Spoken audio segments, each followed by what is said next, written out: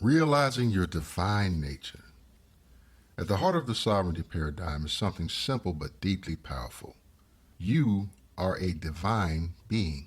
And no, that's not some vague feel good idea. It's a real, grounded truth. You're not just a body with a mind, moving through life on autopilot. You're a conscious, creative force, a spark of universal energy shaped into a human experience. This is truth. It's not about religion. It's not about labels or dogma. It's about realizing that you've got more power than you've been told. And the moment you start owning that truth, everything changes. So what does it actually mean to be divine? Being divine doesn't mean being perfect. It means understanding that you're not separate from the universe, you're part of it. You're not a mistake, and you're definitely not powerless. You're made of the same energy that moves the stars, grows the forests, and spins galaxies. The sovereignty paradigm says this: you're not a victim of life, you are the author of it. And here's the thing: when you start owning your divine nature, you also take full responsibility for your life. That might sound heavy, but it's freeing, because if you created it, you can change it. You're not waiting on luck or someone else's permission. Being divine isn't about being better than anyone else. It's about showing up fully, authentically, and powerfully, because you finally remember who you are. So how do you live that out? Start treating your time like it matters. Take care of your body like it's sacred. Speak your truth like your voice carries weight, because it does. A lot of us forget who we are. We get caught in cycles of fear, guilt, doubt, and we start to believe that's all there is. That's what the sovereignty paradigm calls divine amnesia. It's not that you've lost your power, it's that you've stopped seeing it. When you forget you're divine, you start playing small, looking for approval, letting circumstances define your worth. But when you remember, everything shifts.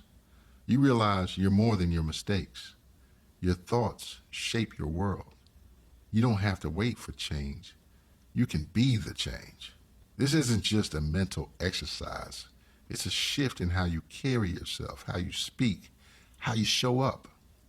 Instead of asking, what do I deserve? You start asking, what will I create? And that changes everything.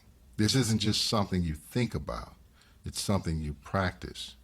Here's how to start reconnecting with that deeper part of you. 1, meditate. Not to escape, but to return.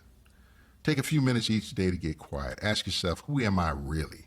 Let whatever comes up be okay. Don't try to fix it, just listen. You're not trying to escape life. You're trying to come back to who you are beneath all the noise. 2, talk to yourself like you matter. Your words shape your world. So start saying things that remind you of your power. I am a creator.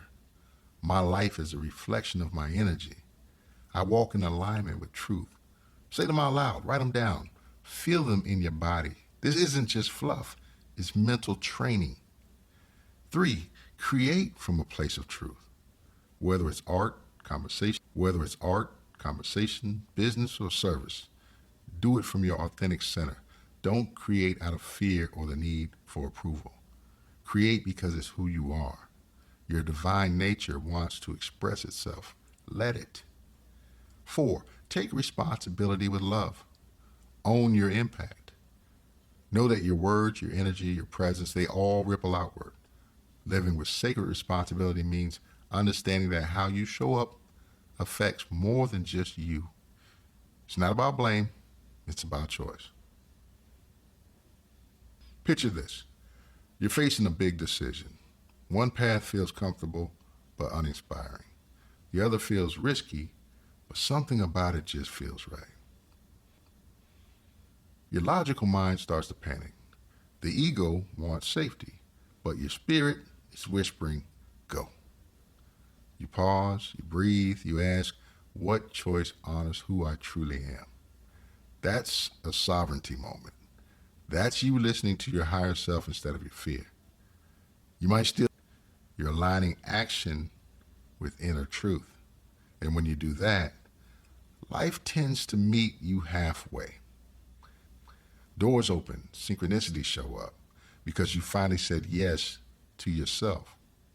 So finally, let's think about walking in your truth.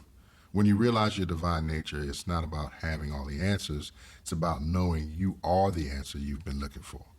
You stop chasing validation and hiding your light and waiting for somebody to rescue you. And you start speaking with clarity and choosing with confidence and living with intention.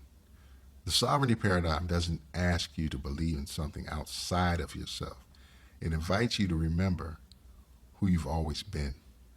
So start today. Speak your truth, even if your voice shakes. Say no to what drains you. Say yes to what expands you.